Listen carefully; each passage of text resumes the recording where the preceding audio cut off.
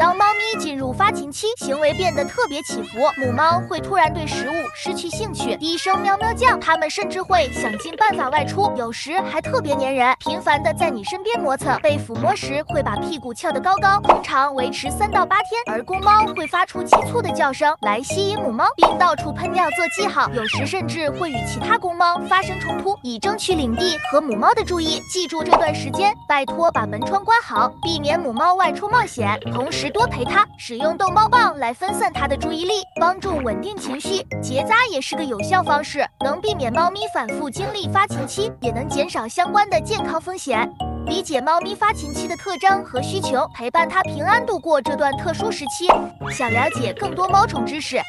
关注会上瘾的猫，记得点赞关注。